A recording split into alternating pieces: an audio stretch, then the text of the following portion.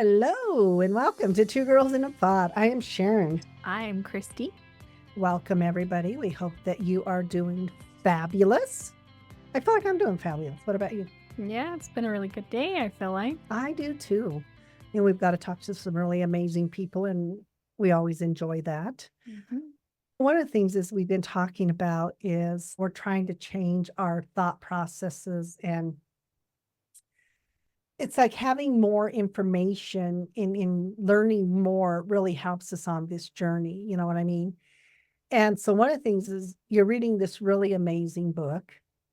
Yeah.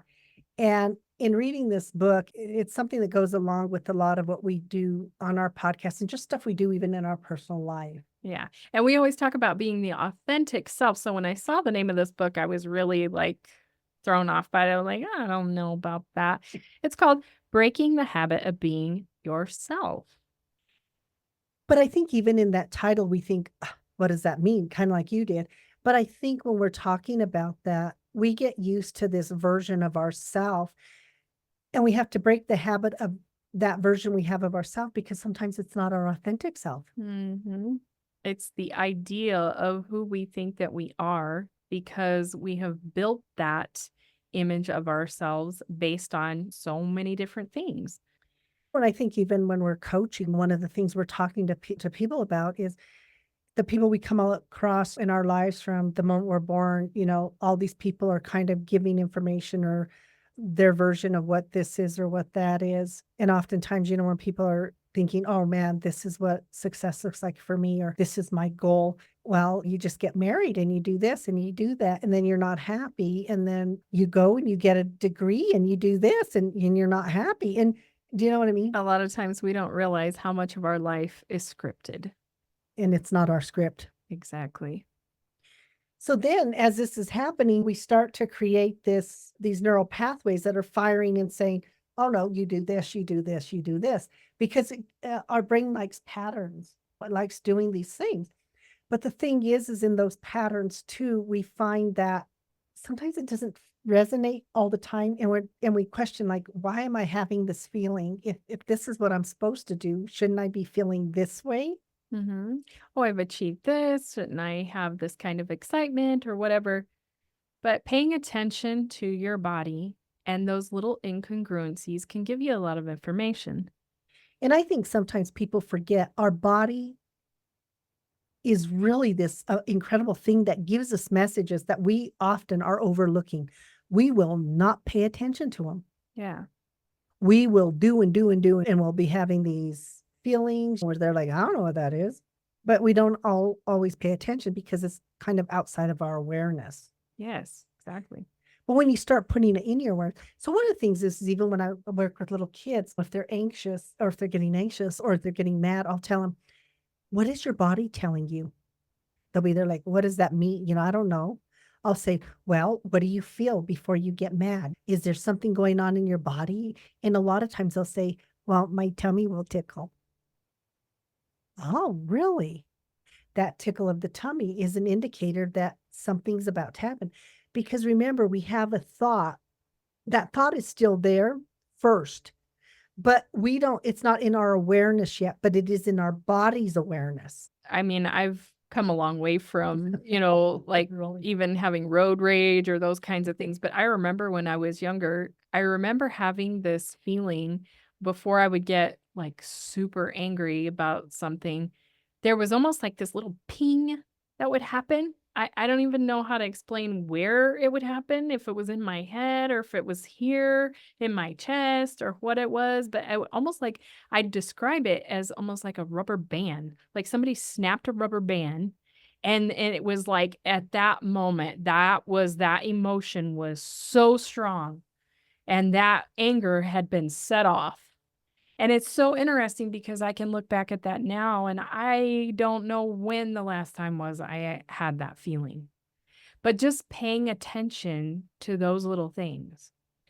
It's interesting because when you do, in our body, sometimes that physiological thing will manifest itself if we continue to do the same thing over and over. And sometimes, I'll tell people you can get sick. It's sometimes our body will tell us it's time to slow down, but we're not listening. Mhm. We're not listening. We somehow think that what's going on up here is different than our physiological or our mental or whatever, that it's not intertwined. It's all intertwined. And I think that sometimes when we don't pay attention to that, and I know even when I got meningitis, my body was already giving me indicators that I needed to slow down. My stress was extremely high at that time. I was trying to meet the needs of my clients. Your dad was sick at that time. We were making trips back and forth to Alabama. I knew that this was very difficult for you. So I was trying to hold all that together. And I wasn't paying attention, but my body, like I would start having almost a headache before the thing happened, or I just felt off. Mhm. I was just there like, oh, it's because I have a lot to do. Or, you kind of minimize it or you try to rationalize it. But it was my body telling me I was reacting I was having these emotional responses and that I needed to slow down in order to kind of learn to navigate better, and I didn't. But it slowed me down for quite a bit. Mhm. When the body sends a strong enough message, you have no choice but to recognize it. Exactly. But when we start to identify those things quicker, and oftentimes people will not even notice. And so I had this little kid, and I would go in and observe him because he had a few anger issues. And so I'd go in and watch him, and I would be there like, and they would say, "We don't know what the kettle is. There's nothing going on, blah, blah, blah." And so I'd watch him because I'm trying to figure out what is going on here. But anyway, as I'm watching him one day, I noticed even before his hand was doing this. His hand was doing this. And I'm watching. I'm thinking, what's this? How's this going to play out? Well, it didn't play out well. He lost his crap. But that was great information for me because his body was giving him a message. Before anything happened, he was doing this. And so then I told him, I said, you know what I noticed? What? Before you got really mad and threw stuff, your hand was doing this. Do you notice you do that? He goes, no. I says, well, can you pay attention to it from now on? And then he did, and he would notice that when he was getting mad, he was doing this. So he could learn that if he was doing this, then he would tell the teacher, I need a timeout. Mhm. His body was giving him a message. He just Right. didn't notice it. Well, none of us did. It just that day I was getting tired of going back. But no, that's what it was. All it was, he was doing this. And it was like it was building. Yeah. And some people will say they have a physical. So people who are having panic attacks, the thought's there. They don't know what the thought is, but guess what their body's doing? Heart palpitations, sweaty. It starts with the palms. As soon as you feel that, your body's giving you a message that your thought processes are going down this path. Yeah. So if you start to have that awareness, because these things are done more in the subconscious area. Exactly. There's a Okay. lot going on in the subconscious. And I think that's one of the reasons you've really enjoyed this book. It's got some great information. It's talking about getting in tune with realizing what's happening subconsciously before you even have the thought or the emotion that really drives it forward, because then you take action based on that. But there's these physiological things that happen even prior to that are clues. It's a telltale sign of where it's going. And even just being able to identify that, you're able to take some power out of it. Exactly. And I think that's the thing. Well, I don't know. I can't control it. Of course you can control it. I always love when people tell me that. Well, I can't control that. I said, really? Do you lose your crap at work? No, you're not supposed to. Do you do that at school? No, I don't want my friends to think I'm this. Okay, then you can control it. Oh, you never got mad at school? Well, of course I get mad at school. And I worked with it. Of course I do. Well, what's the difference? Mhm. If we can't control it, Yeah. it does not control us. And I think when we're looking at that, our body is set up to help us even, Yes.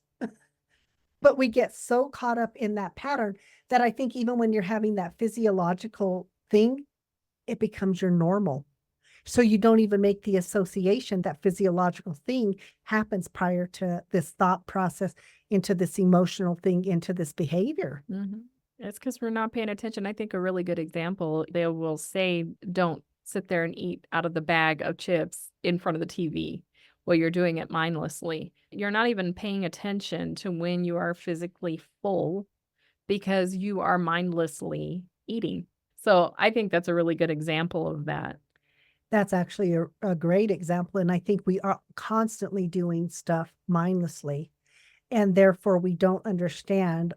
You'd say you do that for a month and a half or something of you're eating your chips mindlessly while you're doing that, and then you get up one morning and say, "Holy crap, what happened to My pants don't fit. it? When did this happen?" Oh, Once again, it's because we're mindlessly doing things and we're not paying attention. And it really is we have to slow down the thought processes. We have to learn how to quiet the brain a little bit.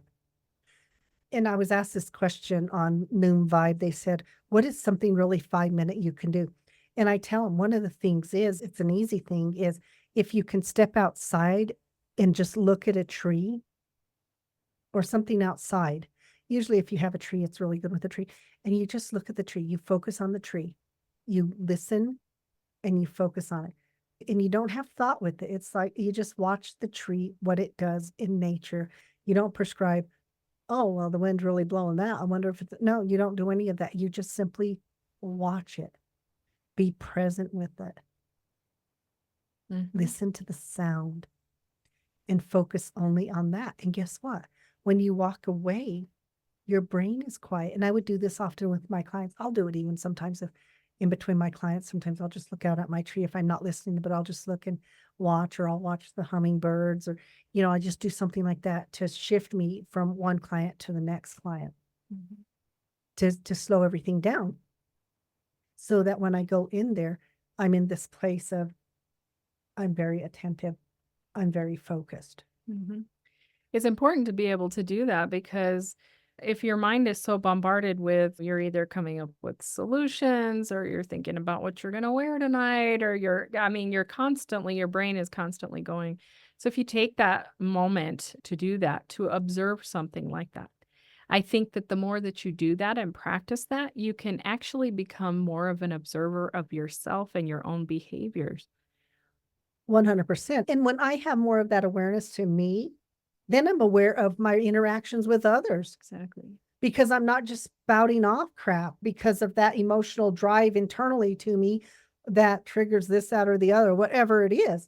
Once you are able to do that, when you have more of a conscious awareness to what's going on with you, and you realize too, I don't like the way that feels, then you have the opportunity to change it. Mhm. And maybe you're feeling that way because of something someone else does or that, then it gives you that clue that you need to maybe set a boundary or do something like that. And sometimes it's even set your own boundaries with yourself. Yes. It's not even so much about somebody else. It's like, okay, I am agreeing to not do this because I'm gonna set this time for me. I'm gonna be more introspective or whatever it is. It's something that's easily learned. You can learn it, but you have to unlearn something in order to learn this. It's the Yes. unlearning part that's hard. So that's one of the things that he talks a lot about in this book is we have a lot of memorized responses that we use throughout our lives in all situations. So it becomes being aware of those and then being able to unmemorize those common ways of responding because it's what you're used to. Well, when I do couples, I'll see that and they'll say, I already know what they're gonna say. And you know what? 9 times out of 10, they're correct. Mhm. And I said, "But guess what? The reason that they say that is because you keep saying the same thing too. You keep having the same behavior and all of that. So you're always constantly just going back and forth doing the same thing." And I said, "Give a different response." Mhm. And it's amazing. But I'll also say, what is happening because you already have that, regardless, not even understanding that you already have that thought of, I already know what they're going to say even before they say it, because you already have that. You're already having a physiological response to it. You're already starting to get upset because in the conversation hadn't even started, or you're starting to feel that tickle or that tingle or that snap or that Yeah. whatever it is. The angst in the gut. Yeah. The guts goes, Yeah. It's not a good feeling. No. And as soon as that happens, you go back into the scripted stuff. Mm. You didn't do this. Well, neither did you. Or this is, you have it too. It becomes that tit for tat. And then we get caught up in it. Mhm. So then nothing gets done and we're not really listening. And how many times I even have people say, I get so frustrated because when I'm talking, they're not listening. Mhm. And so they automatically know. So they dread the conversation. They have a physiological response to it. Oh my God, I can't even take it. I'm already feeling awful. I feel like I want to throw up. Don't make me. Mhm. And it's like, seriously, you didn't throw up the last time and you had this every time. Now, how do you change that? How do you listen to that and know, oh my God, I'm going to have this. Okay, wait a minute. Do I have to go to that thing of, oh, this, it's going to, I'm going to say this, they're going to say this?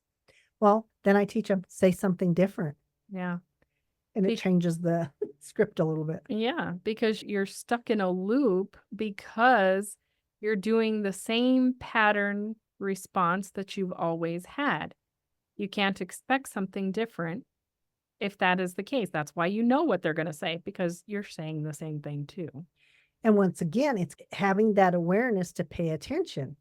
And this book is a great resource for that. To learn more about it, to go more in depth about it. It is along when we talk about cognitive behavioral therapy, it's changing a thought pattern. If I change a thought pattern, it changes responses and it changes more. So it changes how I am going to feel and react and respond.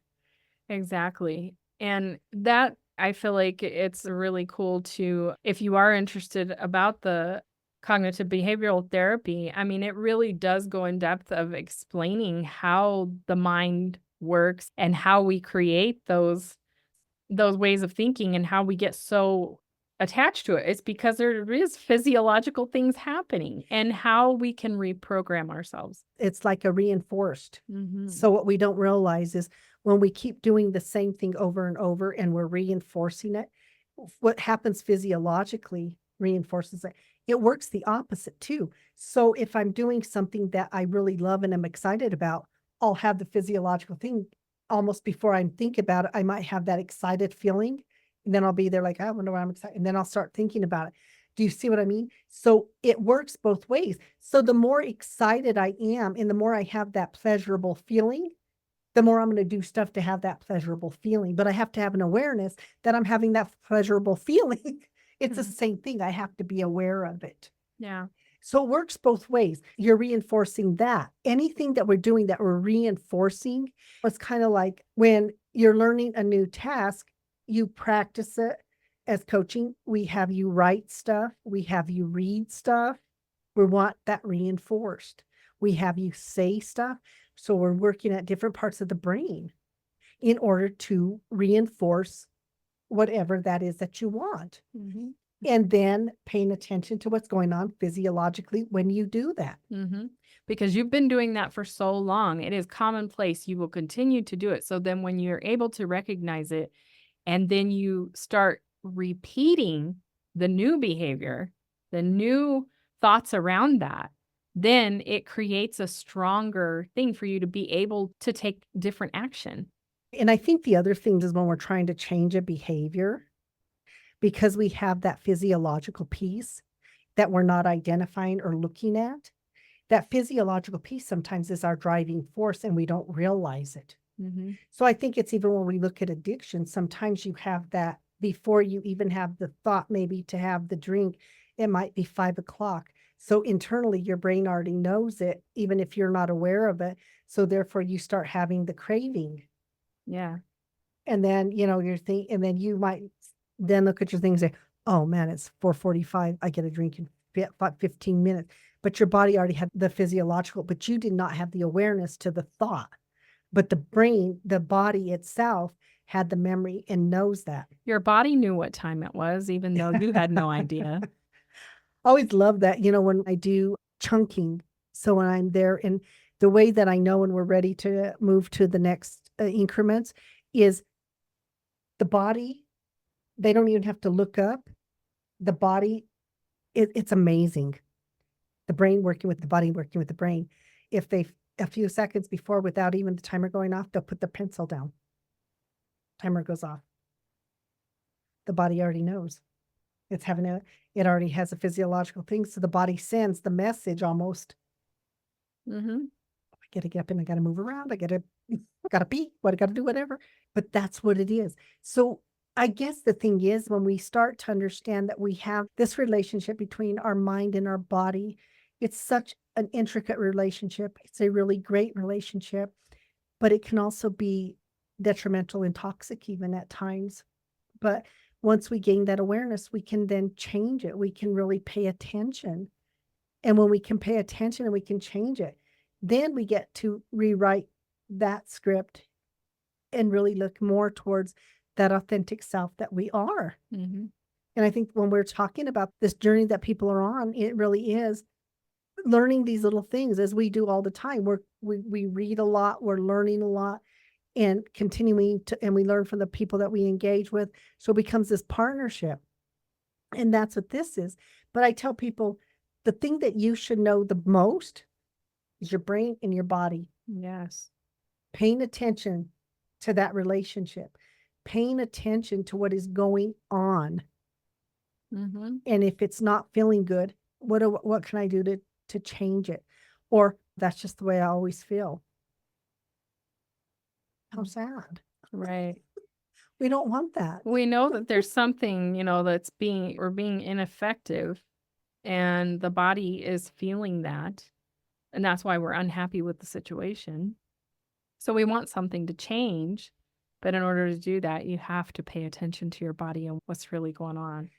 Because once again, when you're having that physiological reaction, you have to work on changing it to not the thought, because sometimes those two will be in conflict. Mm-hmm. Okay. Mm-hmm. Because the mind is telling you should react one way. Oh, I want to, whether it be about somebody else or whatever, but the gut knows that this doesn't feel right. I still am not having my needs met in some way or something like that's creating that incongruency. Exactly. And I think a lot of times, people are told, oh, your intuition. Oh, that's not right. No, that's not, we will discount people's intuition, or I feel this. Oh, it's probably nothing. We do that constantly. So then what happens is people learn to doubt themselves. Mm-hmm. Oh yeah, it's probably nothing. And I tell people, no, get back in touch with that intuition. It helps us. It helps guide us sometimes. And sometimes the intuition will take us away from that. If that physiological thing, intuition will say, don't go down that path. Yeah. It's not going to be good. We're having a physiological reaction too. And we may not even know why. But once again, these are those things that are done on that subconscious. So by the time I'm having that intuition or that physiological thing, my awareness to the thought is behind that. It's slower than that, even though it's very quick. Mm-hmm. Okay. But it's longer in the body. Remember, the brain is operating at a very fast rate. So it's instantaneous, or it feels instantaneous, but it's not. There's all these cues that are happening prior to us having a reaction and a response sometimes. So it's, how do we do that? How do we change that? We start to become more aware Mm-hmm. of not only what I'm thinking and feeling, but up here, I'm not talking about the emotional feeling, but what's going on physiologically with me. Yes. That's the first sign. I can't tell you how many times, when people are in my office, they'll be achy a lot of the time, or this, I'll be there like, Or I love when people come in and they'll tell me stuff. I'll say, you do know you're anxious, right? What do you mean I'm anxious? But I can tell by some of the physiological stuff that's going on. And then as we start talking, well, when this happens or when I have this thought, I start getting jittery or those kind of things. Well, does that jittery feel good? Well, I never thought about it. I just thought that it was just normal. Yeah. We normalize. And I think that's what the book talks about when we're talking about those scripts, is we normalize stuff and we just accept it as, oh, that's the way it's been. That's the way it's always going to be. Well, it's like you said, the brain likes patterns. So, and when you're in a pattern of responding the same way, that's why I say, if you're expecting a different result, it's not going to work out for you. 100%. And I think that's what we are working on with people, is how do we change those patterns? Yeah. How do we also identify, is was this pattern prescribed to me, or is this truly a pattern that works for me because it's something that resonates with me? And to learn to separate those out, because it's such a tight relationship. It's such a strong belief that, yeah, this is what I'm supposed to do. Well, sometimes we don't realize that we create those patterns out of survival. Mhm. Oh, Yeah. absolutely. And then we keep that pattern even though we don't need to the next situation, we don't need to survive. But guess what? Then we will, in those next things, be using the same technique, which doesn't work, and then we don't understand why that relationship's not working, or if there was mistrust, well, I can't trust, but our brain says, "Yeah, you can trust this person," but then internally, we're sabotaging Yeah. because that fear that we feel will feel internally Mhm. first. And then the thoughts come, and then pretty soon that we keep those thoughts going until it works us up into a frenzy, and then we have that behavior where we become attacking or whatever that situation is. Mhm. Because by that time, the emotion takes over. And I think the thing is that we have a lot of these things that work against us. We have all these different, it's really interesting as the book I'm reading is The Audacity to Be Queen. And one of the things I like about when she's talking in there, she labels all these things: the saboteur, the martyr, the victim. And when you start to identify with those, then your body, everything that we do falls into some of these alignments. So that's another really good book to read because it kind of goes, it's going hand in hand a little bit with the book that she's reading. So we can talk about this. But she does a great job of identifying these things that are so ingrained in us, we don't even know they're happening, Mhm. but we're doing it because we were told, "Oh, you're a nurturer, and that's what you gotta do." I don't wanna be a nurturer. "Oh, yes, you do." And then other people are saying, "Oh, well, you just take care of people, okay?" Mhm. And you go back into that role, but physiologically, you feel sick. Yeah. It's not sitting well with you. When you go to a job you don't like, you feel sick. You and then the thought then you'll say to somebody, "Oh god, I hate my job." And then it's like, "Oh, didn't you just tell me you feel sick?" Not understanding those 2 things are going hand in hand. Mhm. And so it's one of those things of how do I pause long enough to really sit down and really think about these things? Because at the end of the day, it sucks when we're carrying somebody else's burden. It sucks when we're living somebody else's life. Because when we're living somebody else's life, we always are going to feel that little bit of incomplete. Or, okay, I reached the pinnacle. Is this what it is? Now what? Yeah, exactly. Our body is used to living in anticipation of something too, and we kind of seek that out because it is gratifying in some way. And it's interesting because sometimes you can be in anticipation of an event. Maybe it's something that you really want to do.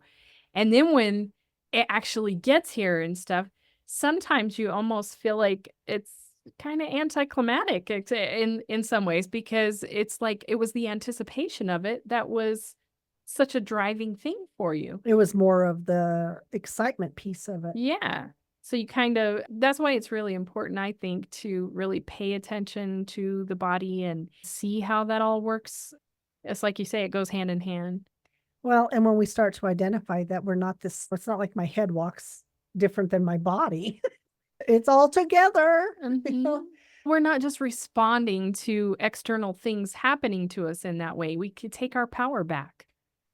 I agree totally. And I think that's what happens is we get so used to the external stimuli that we're not paying attention to the fact that sometimes it's not even relevant to me. Mhm. People get all worked up over, it's amazing what people get worked up over. And then I'll say, I'm sorry, how is this impacting your life directly? It's not, but it's this. I'm okay, but how is it impacting your life directly? But it's not. And I'll say, oh, but it is. The fact that you just spent 20 minutes ranting, raving, I can see your blood pressure going up and all of this happening. Yeah. Oh, yeah, it is affecting you because Mhm. you're allowing something that really is not relevant to you become very relevant. But we do that because whether it's taking up a cause or whatever it is. You feel some type of responsibility to it. I think that people will do that a lot of times because they think it's a way of showing that you have care and compassion for somebody else because you're so upset about them being wronged or whatever it is. And then we feel like it's the savior. Mm. And then it's, well, why am I doing that? What is my body telling me? Why do I feel like I have to go into this role? And sometimes we don't even know where it comes from. I had this client, and he was so fascinating because one day I told him, I said, "You do realize that you feel like it's your job to go help all the damsels in distress because you were so elevated onto this pedestal that it made you believe this is your role." Mhm. And he stopped and he said, "What?" And I said, "And when you don't do it, it creates an anxiety in you. It creates a physiological response." And he goes, "Oh my God, wait, let me think." And it took him, and that was like this turning point for him. He goes, "Oh my God, you are right." He goes, "I feel the need to do this, and I don't even care who it is or how it's going to impact my other relationships. I got to go out and I got to do this." And it's like, that's not working and it's not even yours. But once we were able to sort through it, physiologically, everything changed. Mhm. And that's the thing, understanding it's looking at something from a different perspective. Is it my perspective? Is it somebody else's perspective? And what is it doing what is happening in my body too when all of these things are going on? Yeah. I'm not one for conflict. Well, first off, I feel like I'm okay with communication. I'm okay with that. But for conflict, I'm just there like, if it's not going to change and if we're not going to be productive, why are we doing it? Is kind of my attitude sometimes. Mhm. She says that to me all the time. What do I say? No, that because once again, I'll have the communication piece of it. But I think that's how we have growth and development. And it's like, but how are you feeling? What does that feel like? And even sometimes when you tell somebody, I feel something with you, and sometimes it's you're feeling them internally and they're not even aware of it. And I love that because we'll do that back and forth with each other sometimes. And we're not aware of it until it's brought to our attention. Then it's like you sit with them and say, "Oh yeah, maybe I was kind of complaining about this or that, or maybe I am a little out of sorts." Mhm. Intuition is real and energy is real, and you will feel those things on people. A lot of times you can feel their angst and it's something that you should just be aware of. And I think with this episode in particular, it is about how do we be aware? How do we understand there is this direct relationship between what we're thinking and what is physiologically happening with us? Mhm. And how do we make that relationship more in alignment to what it is that I want? Yeah. How do I stop some of those things? How do I pay attention not only to the thought, but what's physiologically happening to me? Mhm. And how do I take that power back? And how do I discern what is mine and what is not? What resonates with me and what doesn't? And sometimes when it doesn't resonate with us and we have to get rid of it, it's not getting rid of it. It's not a negative. It's just that it doesn't serve a purpose any longer. I appreciate what you brought to my life. You have gratitude for it. And then you just kind of say, okay, well, bye. That was a learning experience. Yeah. Yeah, we all had some of those. Yeah. So these two books are some great resources for that. The Audacity to Be Queen. I love that. And of course, Breaking the habit of being Being yourself. Yourself. Two really great resources. And also understanding that when we're talking about cognitive behavioral, the CBT stuff, we're talking about changing the brain. And I love in this too, he talks about neuroplasticity. Yes. Historically, they thought neuroplasticity stopped at the age of 7 or some adolescent, young child age. And now we're actually understanding that neuroplasticity does not end there. And what that means is we can change things. We can still learn new tricks. Yeah. How many times have we heard that though? You can't teach an old dog new tricks. Or, when you get to a certain age, you just don't remember, you don't learn, or you don't do this, or you don't. So we perpetuate that in our society, and it's not true. Mhm. But if you prescribe that to yourself, you will definitely wholeheartedly believe it, and you'll never challenge yourself to do anything And guess else. what? Physiologically, your body will respond in kind. Yes. You won't remember, you won't learn, you won't do this, you won't do that because your body will respond in kind. But understanding that no, our neuroplasticity is there, our ability to learn new things, to change things. And he talks about that as well, this book as well, which is really, really important. And when we understand we have the ability to change that, then things will change. So it's Yeah. all about change. It's all about paying attention, having that connectedness to ourselves, and then making those changes to become the person that we truly should be, and undoing that person that we thought we were. Mhm. So, a lot of stuff today. So, anyway, we hope that you guys liked it and appreciate it. And so, once again, If you are interested in either of those 2 books, The Audacity to Be Queen, that is by Gina DeVee, and this Breaking the Habit of Being Yourself by Dr. Joe Dispenza, really great books. yes. And as always, you can find us. At our website, twogirlsinapod.com, please subscribe. You'll get an email anytime we post a new episode. If you do that, it's free to subscribe. And you can also find us on Facebook and Instagram under Two Girls in a Pod Life's Journey. And then there is also Adventures of Two Girls in a Pod Life's Journey on YouTube. So we ask that you support us. It's really important. We all know how this works. That word algorithm, which it's black magic, people. But we have to play with the black magic anyway. So anyway, we appreciate you. We thank you so much for joining us, and we will be back next week. So just be aware, continue on that journey of being your authentic self. And thank you once again. Bye. Bye.